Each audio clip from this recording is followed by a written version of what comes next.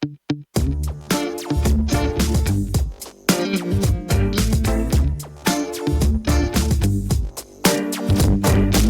up Anil Kakani, who leads our India's country head there.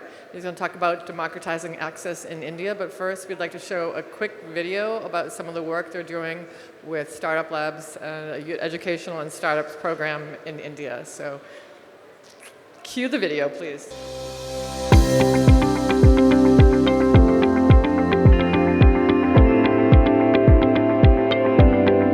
The Algorand Startup Lab program for exceptional Web3 startups in India.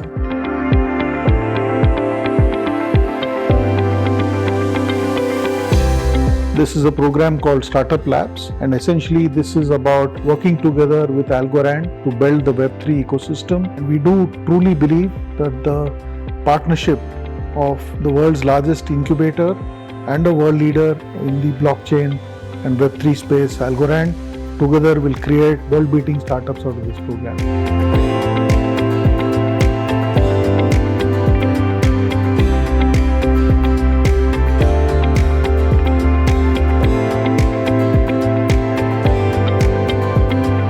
The Startup Labs program between T-Hub and the Algorand Foundation is really focused on three core areas.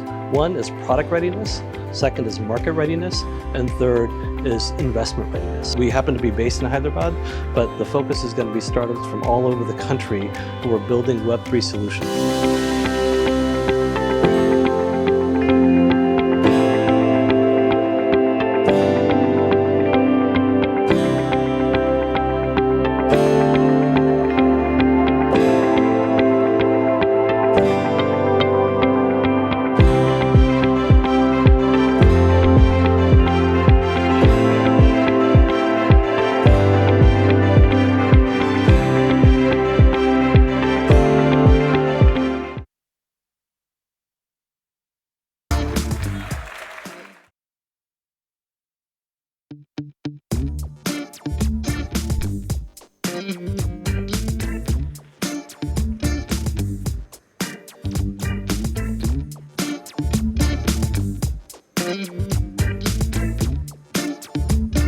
Good afternoon. Check, check. Can you hear me? Check. Great. Well, good afternoon. I'm thrilled to be here. As you saw on that video, we're growing pretty rapidly in India, and the discussion this morning should hopefully, if you were there for Stacy's keynote, give you a sense of why we're investing so heavily in India. Let me give you a little additional context, right? India is home to a little over 1.4 billion people, somewhere between 1/5 and 1/6 of the world's population. Of that 1.4 billion, India's got over 500 million working age adults, actually working adults, and adults in the labor force. Of that 500 million, about half are self-employed, right? So self-employed and another half that earn, about 70% of them earn less than $500 a month. Most of whom transact in cash, many of whom get paid in cash, and a result of being a cash transacting population, they have very little digital footprint. And what you're going to hear today is about solutions that are being built to help build trust with that part of the population that today doesn't get access to capital or credit, often doesn't get access directly to customers. It's a highly intermediated market, right? So what we're doing, what we're seeing from the innovators that are here on the panel, and I'm really excited to introduce them to you in just a moment, what they're doing are building solutions that are enabling these individuals, these entrepreneurs in India, these farmers in India, these individuals in India to participate more fully in the country's economy into the global economy by eliminating the border that prevents them from being able to interact and transact with people outside their immediate network. So I want to start the discussion by acknowledging Stacy's comment about sustainability being our top priority, strategic priority. The lack of air conditioning that's going to melt us all up here is highly evident in that strategic priority. That aside, let me open up the conversation, invite each of our panelists to introduce themselves, but in introducing themselves, I'd like each of you, starting Garv, we'll start with you at the end. Garv is the founder of Astrix. I'd like you to talk about, really briefly, the problem that you're helping solve, right? We're not going to get into blockchain quite yet and what you're building in the Web3 space, but what is the problem that you're helping solve to help build trust for that individual who might be marginalized by the fact that they live and operate in a cash-based system? So, am I audible? Yes, I think you are. Keep speaking. Test. Right. So at Astrix, we're essentially building a platform that transforms your ticket into an ecosystem that strengthens the relationship between a creator and an end user. Now, the problems that we're solving are threefold. One of them being unstructured resale of tickets. Second would be lack of data insights. And lastly, we're trying to solve is for lost revenue opportunities that all stakeholders face within the ecosystem. So just real quick before I move to Sure. Suraj, so the solution, or the problem that you're helping solve is to more closely connect the individual and their ability to participate in an event or interact with the artist? Correct. Interact with the artist or the creator for that matter. And just in terms of better engagement with the person, like today, your ticket is just something that you use to enter a particular event. Now, via the ticket, we want to create an entire ecosystem, one-stop-shop solution where you can't just enter the event, but also engage and interact with the particular creator or artist for that matter. Okay. All right. Which in turn also helps the artist to maintain their community and also build on that, because it's not just some followers on Instagram or listeners on Spotify. They have much better data-driven insights that they can build upon. Okay. We'll come back to that concept in a second. Suraj, founder of Sow Reap. Sow Reap is enabling farmers and other rural households to access finance to be more sustainable in their lives. Tell us about what you're doing at Sow Reap. Can't hear you. Give this a second. Go ahead. No, just once.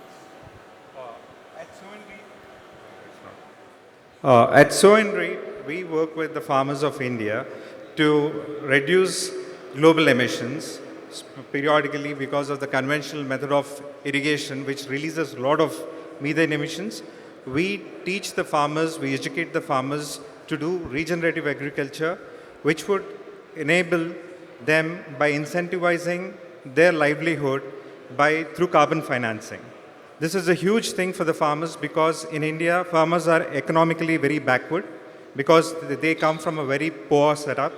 And unlike Western worlds, India have farmers who own not more than 1 hectare per farmer. So, Suraj, explain before we move to Saurav. So how, one thing we have to think about, and I think it's unique to some of the solutions that we're seeing coming out of India, is that you're engaging with the end consumer, right? You're not building a tool that another Web3 builder is going to be able to utilize for the solution they're building.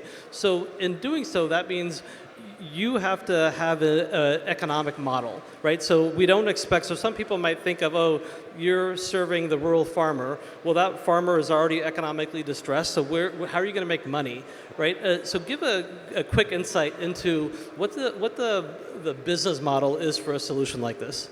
So, as I said, in this particular industry where we are catering to, the solution is to finance the farmers because as the conventional model of irrigation has led to a lot of degeneration of land in India, thereafter the yield for their harvest has drastically dropped.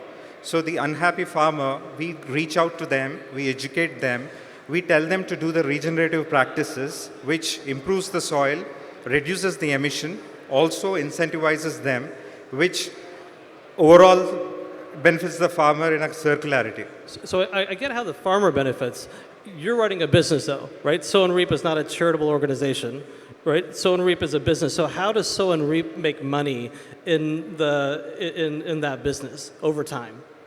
So as we become the project developers, what we do, we initiate the entire process of end-to-end adaptability, where the entire validation, verification, issuance is all led by Sow and Reap. And the entire, the inflow from the carbon financing, which comes to this particular project, would be distributed. The main catch is how we distribute the carbon financing back to the farmer. Great, thank you. That's what I was trying to get at. I want people to understand that the solutions that we're talking about here have a commercial model, right? It's critical for our founders, our startups that are building on Algorand, and this again goes back to kind of the discussion this morning, the keynotes, that these are solutions that have to work, not only have to work, but you need instant finality. You need high throughput, because there's going to be, through the projects that you're going to hear about today, these are real world solutions where there's revenue being generated, and revenue or transactions or tickets, or you'll hear about a couple other examples, there's something that's flowing back to an end user. End consumer, and so you can't have downtime, and it's why we see more and more builders, entrepreneurs coming and building on Algorand, because the factors about instant finality and no downtime really matter in these types of solutions. Next, I want to introduce Saurav Raaj. Saurav has also been in our ecosystem and building on Algorand for the past year and a half. His company, Miniland. Saurav, tell us about Miniland. What is the problem that you're solving with Miniland? Right. First, thank you, Anil. Thank you, Stacey, and everyone at Algorand for having us here. It's a wonderful evening. And to talk about what we are doing at Miniland, we are solving one of the most basic problem which has come up with, and grown with human evolution, that is of trust and mistrust, right? And that is where we start with. And what we are targeting, and we are working in the domain of the most basic asset class which has been there since the evolution of mankind itself, which is land. Land is limited. Land does not grow. It is limited of what we have on the earth. But the transactions, the ownership, everything behind it, it's been a challenge all along, and it continues to be. So what we are solving at Miniland is the problem of trust, is the problem of transaction settlement and the confidence that a transaction has gone through and been recognized on the other system.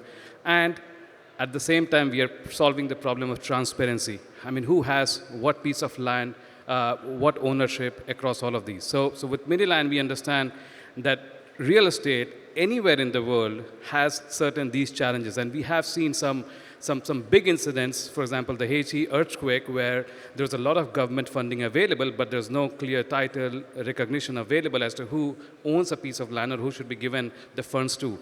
So that ownership, the transparency, the traceability of where that ownership is and how you can trust that data is what we are solving at Miniland. Now, how big is this?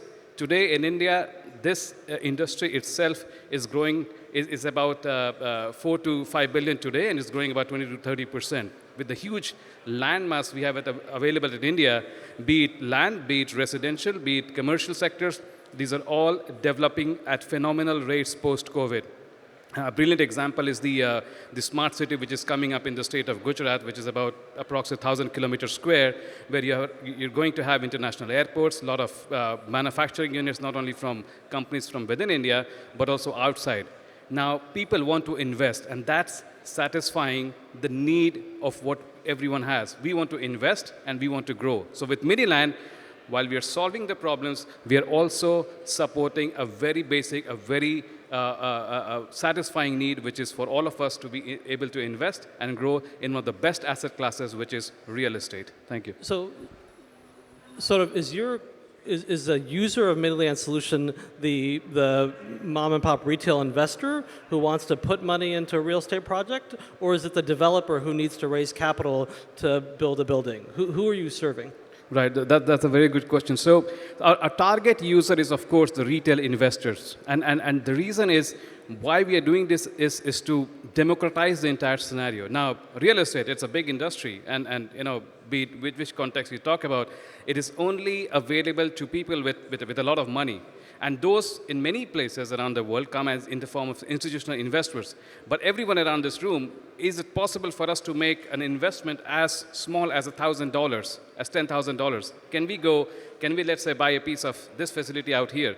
It is not possible. So while there is a need for the project developers to raise money, raise capital, which always has been, and there's a lot of inventory to do that, but the real target user, which is for us, is the retail investor where, when you take systematic investments, you invest in mutual funds, you invest in the stock market, you invest in alternative investments, you invest in gold, depending on where you are.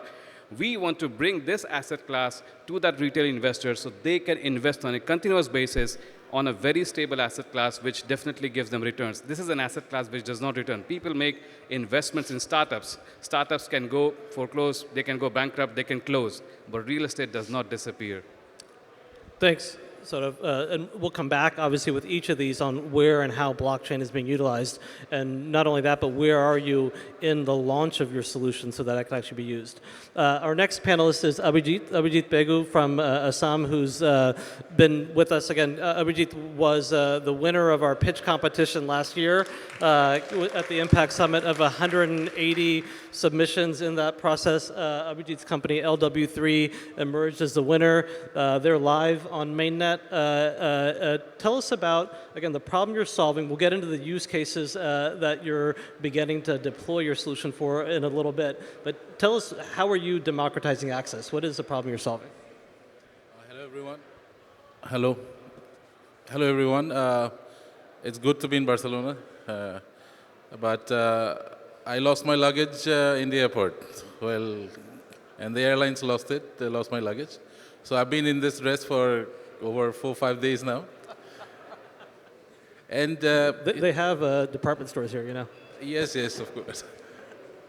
So that brings to my mind always, every time this comes again and again. We are in 2024. The supply chain, the airports are considered to be the most sophisticated systems in terms of safety, technology, but still they lost my luggage. And if you see from that, we can fix that problem actually. If you see, if we can have identifier in every luggage, you check in, take a photo at home from your supercomputer in your hand, talk to the airlines, see this is the thing, and while check out, you collect the baggage. But yes, of course, that's a problem we'll definitely solve. Now it's one of my mission. But the problem of trust deficit in the complex supply chain, whether it be consumers not trusting producers, producers not trusting governments, governments saying, no, I need regulations, more regulations.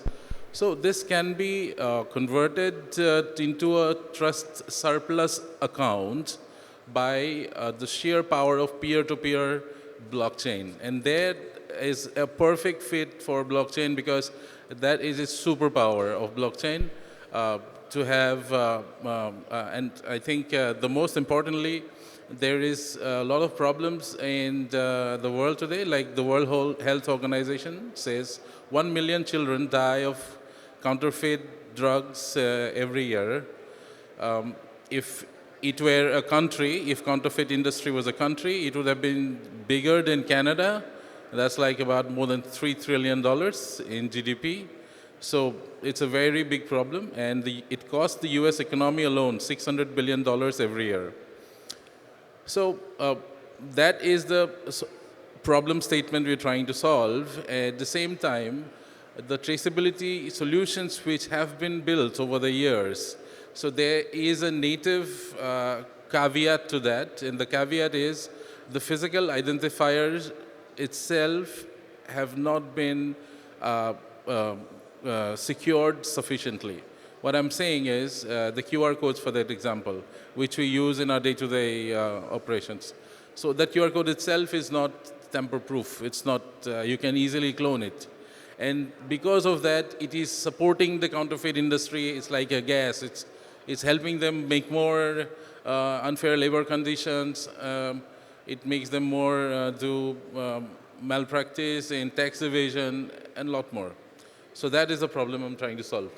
So I just want to kind of highlight the other side of the problem also, though, right? So we talked about the users sometimes, or the consumers being, harmed because the product they're consuming isn't what they think it is, right? Because of that, the other party that suffers is I know you're working on a turmeric project, right? Or the tea. So we learned from Abhijit on the first use case they deployed their solution on was Assamese tea. So apparently there's more tea, Assam tea in the world consumed than there is actually produced, which means there's tea that's called Assam tea that's coming from China, not from Assam. And who gets hurt by that, right? The farmer who's making the actual Assamese tea, because all of a sudden he or she has to compete with a product that can be produced at a lower cost. So you're also protecting and helping verify the authenticity of product that might be coming from someone who can't put the sticker of a big brand behind it, right? So when we talk about democratizing access, it's also democratizing access to the market, not just to a product. Great. So I want next to talk about, so you've heard about the problem that each of these four gentlemen is helping solve with the solution that they're building. Let's talk about blockchain now. In India, we started our journey. Algorand began investing in working with developers, startups, enterprises about a year and a half ago, and we've seen a huge increase in people understanding the power of blockchain. And and we're very clear when we go into any environment that blockchain is not a panacea. It's not the solution for everything.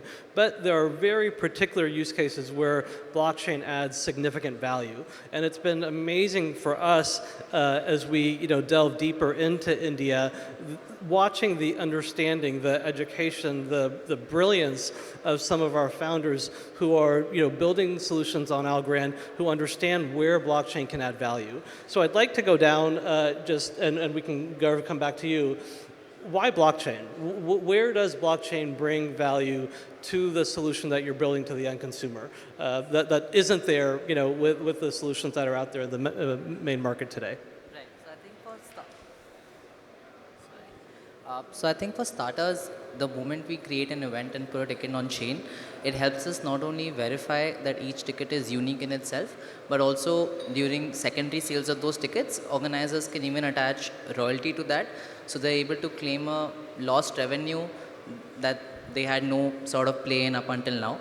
And more than that, in terms of data insights, blockchain also helps us to record data from all the end users that helps the stakeholders, including artists and brands, to sort of curate their own communities to cater to them over the course of time. So I think in terms of enhanced fan engagement and data-driven insights, these are two primary solutions that blockchain sort of helps us deploy. So Garv, and tell us, so I know you've gone live on mainnet. You've already done a couple of events. Tell us what the experience has been like for the users. I mean, does the user know there's a blockchain element, or they have more confidence in the ticket they're buying because it's got that security? Tell us what it's been like for the events that you've already done using your solution. Sure. So I think we launched about 50 days ago, almost close to 2 months ago, and we started with the digital collectibles campaign, where we took 25 artists in the country and created collectibles for each of them. And that was really insightful because a lot of their users and fans were actually able to buy that collectible. And in terms of their interaction with blockchain, we're trying to follow the principles of chain abstraction, where we don't want end user to sort of experience blockchain as to just reap the benefits of that. And that's why all of the blockchain is deployed on the back end rather than making end user interact with that. But the experience so far has been really good, at least in terms of the opportunity for them to interact with the artist has proven like fulfilled that. So I think on that it's a great plus. Yeah, and I'd say, if you look at even the experience of artists in the U.S. in recent years, obviously the biggest performer in the world, Taylor Swift, right? I mean, there are people, who buy tickets that, so the ticket prices with dynamic pricing, with secondary markets, there's a certain segment of the world that can buy that high-priced ticket, and at the end of the day, it's not even the artist that's benefiting from it, right? So not only is it going to some person who's not really creating the value, but that price is creating a barrier for a real fan who doesn't have that, that amount of cash to spend on a ticket. If I think about India, I think about cricket, as much as, a Bollywood performer. I mean, the most diehard fans sometimes are the kids who might not have the cash to be able to participate or engage with the celebrity. So it'll be great to see how that transforms both the user experience, but also the celebrity experience to be able to connect with that fan. No, for sure. I'm glad that you brought up Taylor Swift and cricket, because Taylor Swift, I mean, something in the US that happened where one of her tickets, I think, was resold for $200,000. And that was sort of, there was a case filed against Ticketmaster. And that's, looking at that, we also build in a functionality where we don't want, we organizers can set price ceiling to their tickets. So they don't have to sort of go at like a really exorbitantly high price. And secondly, obviously, talking about cricket and like in terms of user democratizing access, via collectibles is something that not only for the user, but even for up-and-coming creators and artists, they can use those collectibles to sort of launch themselves and, reap benefits from the fans who actually believe in them. So I think it's a double-edged sword where not only the users, but also emerging creators can use it in their benefit. Right. Thanks, Garv. Suraj, so you're not yet on, you're building, you already have thousands of farmers that are already onboarded on your solution. You're beginning to build out your blockchain element to the Sow and Reap solution. Where will blockchain come in, and how will it add value to the platform you've already built? So in our project, basically when we are working on nature-based solution projects, the blockchain adaptation or the understanding of blockchain on the farmer side is not a no-brainer, because he wouldn't understand anything over there. It's mostly towards the buyer who would be financing or who will be buying the carbon credits of these farmers. So the data which we believe that the technology plays a very important role in enhancing the carbon value, because unlike traditional mechanism, we deployed digital MRV for all our projects, where the entire measurement, reporting and verification happens on our platform.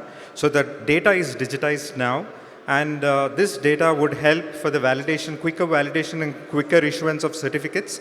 And once the data, because we are the first company which has, the project on the farmer side has been validated from India, and the carbon credits are due next month.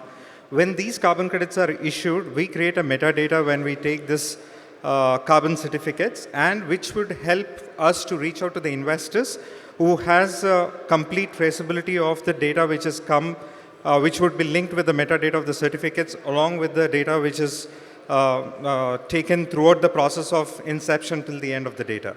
So this gives a lot of trust and traceability for the buyer, which eventually we believe would enhance the carbon value also.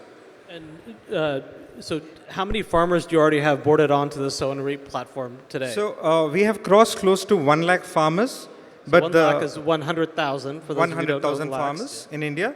But as it is an ongoing process, when you came to India, we were around 50,000 last year. Right. And this year we added another 50,000 farmers. Amazing. And if we think beyond the farmers, I know there's other sustainable technologies that we're looking at, the biogas digester. So one of the really exciting things that I see is not only is there revenue being generated and maybe enhanced revenue because the buyer of the credit can verify that, yes, there is actually some sustainable practice being done.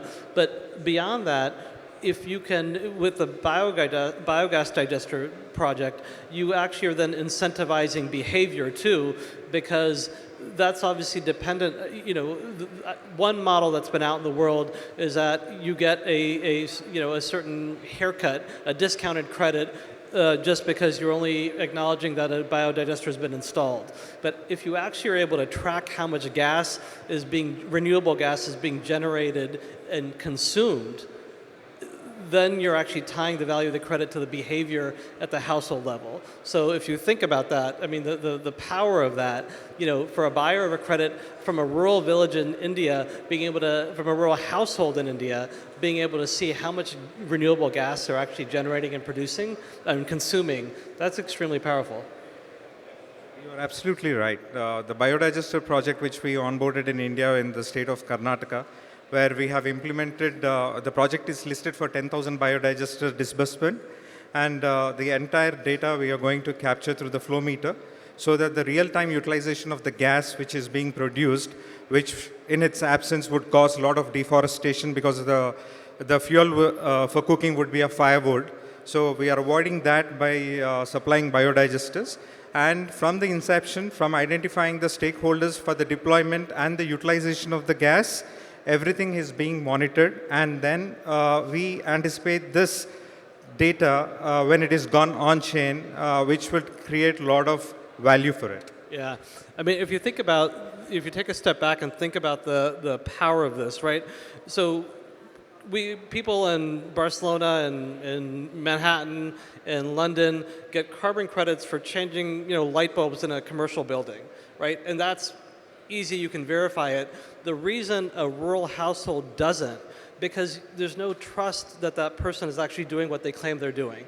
And using blockchain, and this is why I love this idea of democratizing access, right? There's no reason that a household, let alone an entire village or a state in India, where you have millions of rural households that have been cooking with wood or other environmentally hazardous sources, there's no reason that household shouldn't get the same value when they are moving to a more sustainable solution than a commercial building developer in London or Manhattan. So super amazing. And we've been on the ground, we've seen these projects, and to see these households and how it's changing behavior is it's mind-blowing.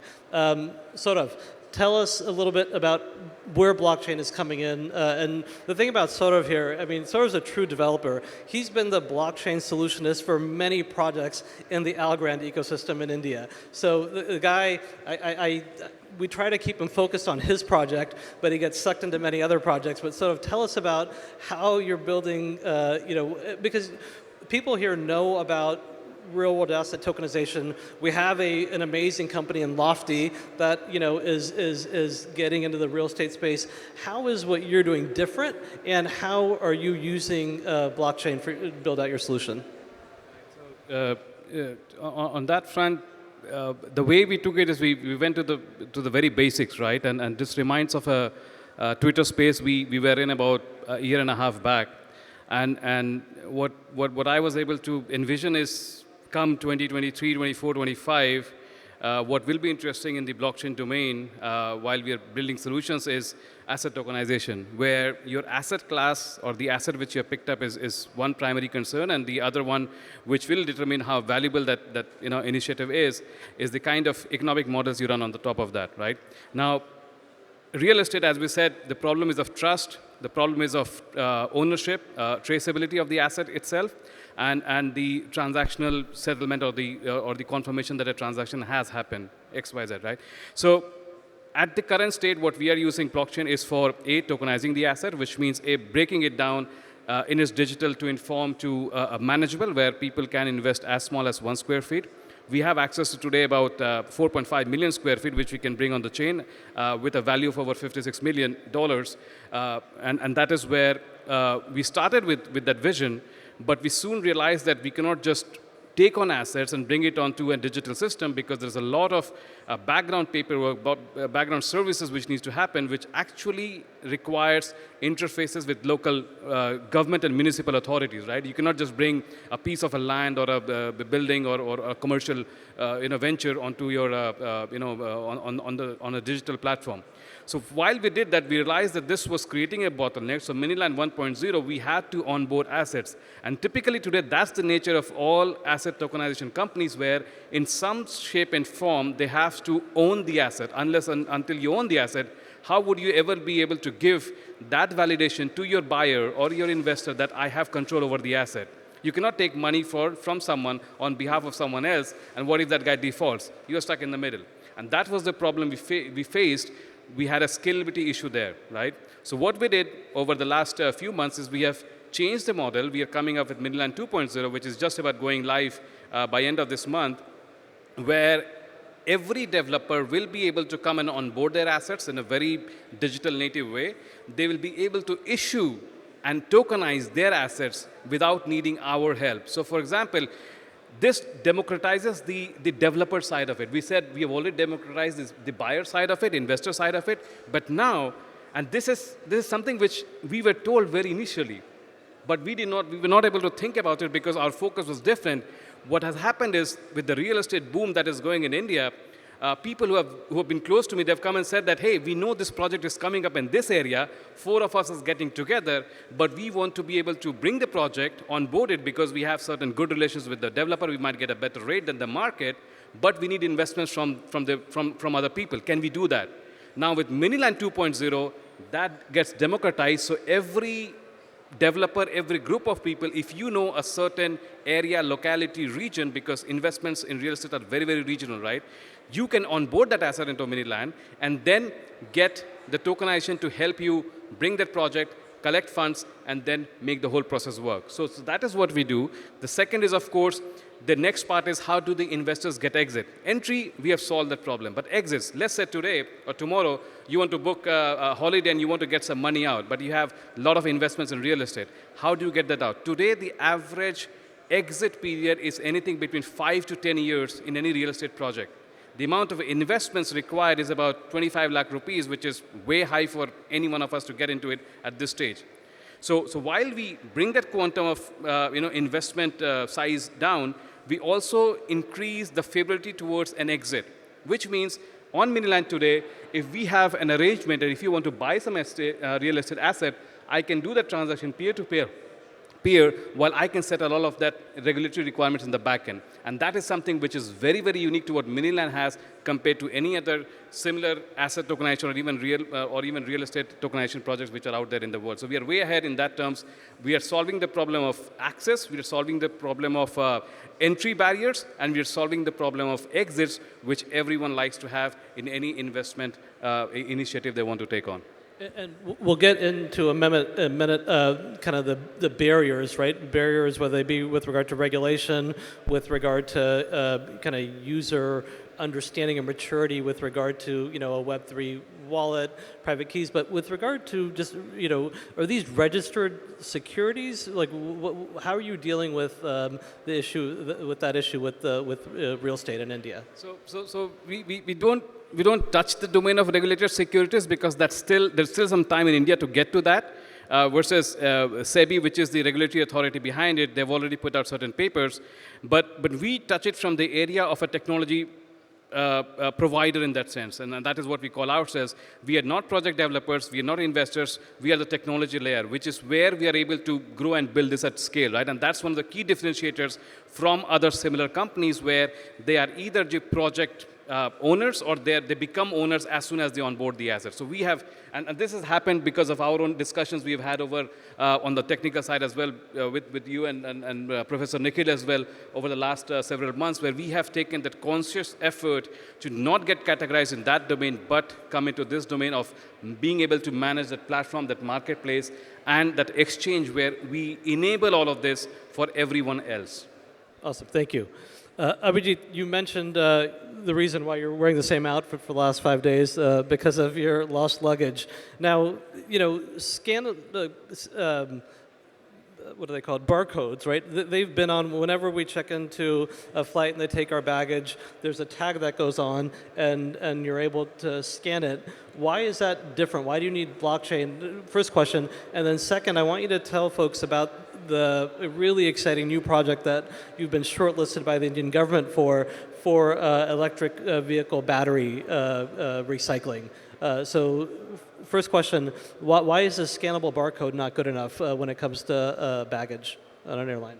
So frankly, even I don't, I'm not able to comprehend why it's 2024 and still our baggages are lost. One, the numbers say 8 out of 1,000 are lost in every year. So that means last year in 2022, I think 20 million bags were lost.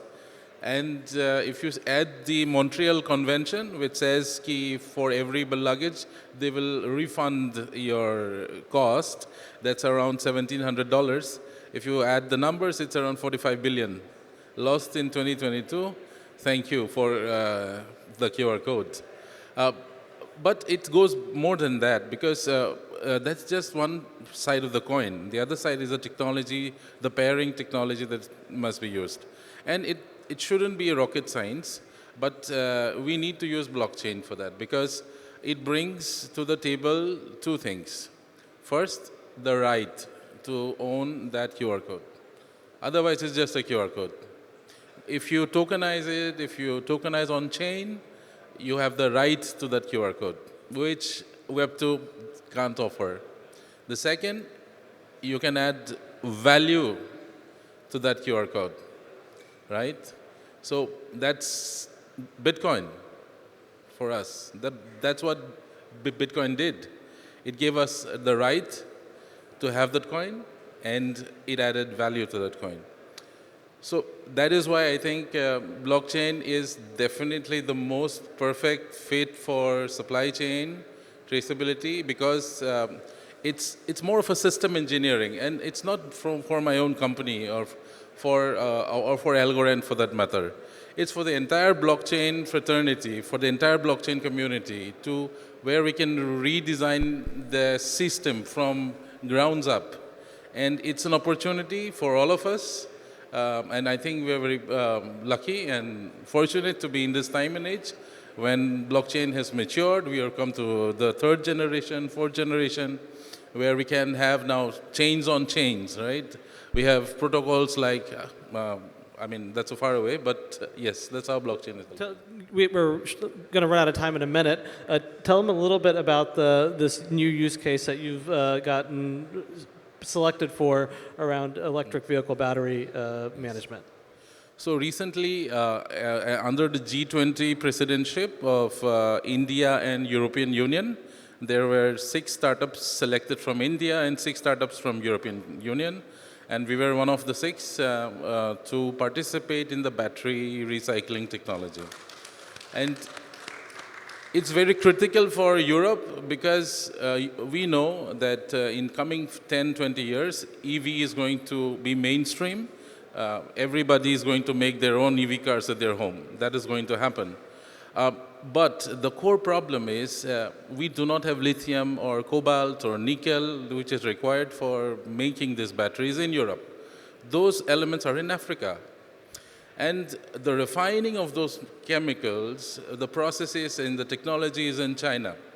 So if we want to achieve sustainability of EV vehicles in Europe, that has to have 70% of the batteries have to be recycled.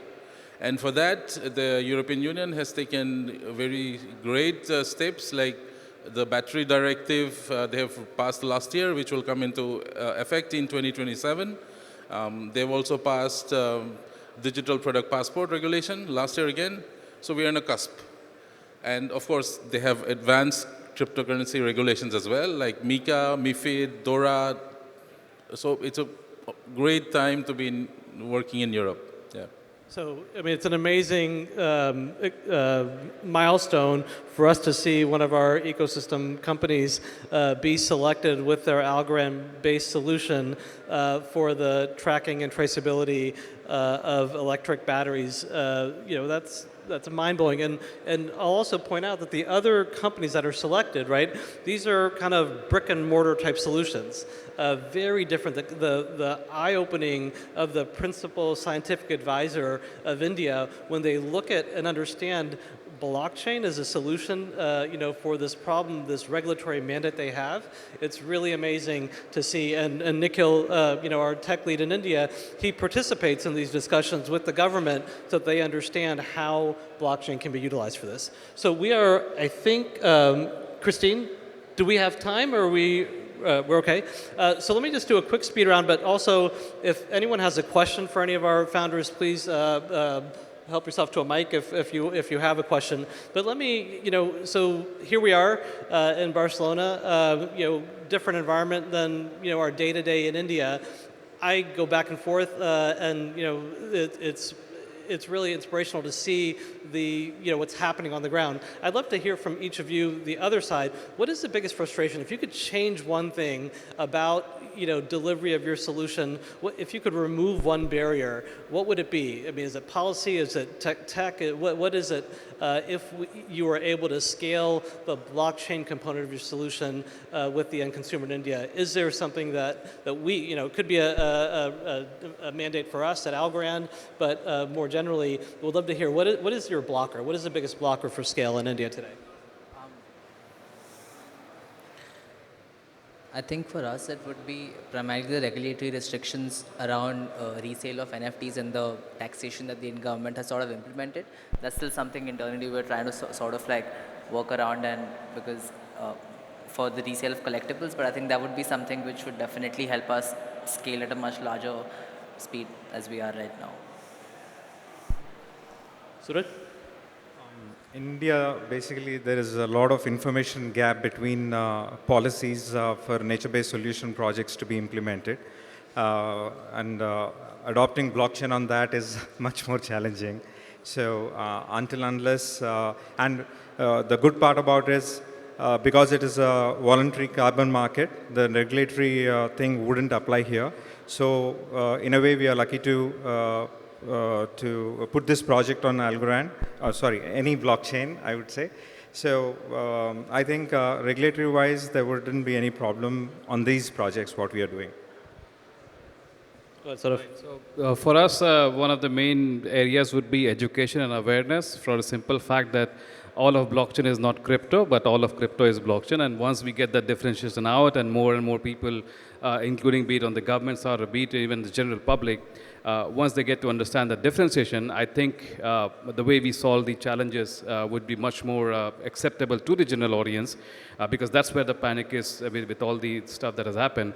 And the second would be, and it's an evolution of an adoption of technology, but a bigger dialogue with the specific regulators in our domain. For example, while we have the SEBI, which looks at the domestic market, we have, in fact, a unique opportunity to work out of Gujarat Gift City, where, again, there are sandboxes available to us to kind of bring that solution not only to investors in India, but before end of the year, what I would like to say is our solution is available to the rest of the world to be able to invest in projects in real estate in India. And I believe we are working towards that with the help of our startup Algorand project with T-Hub. Yeah. Awesome. Thanks, Suraj. I think it would be regulatory, which already Algorand Algo Bharat is doing with this committee of high-powered committee. I think that is the way forward. We have to have an advisory to the government and to push for the regulations. I think only then things will start rolling, and we'll have policies for blockchain, for cryptocurrencies, which is not there at the moment now. Well, in closing, if there are no questions, I would say, one of the exciting things is we've not only, invested and engaged with startups and enterprise, but we're bringing blockchain down to the entry level. We're working with universities all across India. We have 50 blockchain clubs, over 50, I think 55 now at universities. So even first, second year students begin to understand and experience what it's like to build a blockchain-based solution and what the value of blockchain is at a really early, point in their learning and maybe in some cases even professional journey, because we have some students that are part of our startup lab as well who've already built their first Algorand-based solution. So with that, if there are no questions, I'll wrap it up. But I just want to say thank you to the four of you, and it's a thrill to work with all of you and to see the amazing work you're doing. Thanks very much.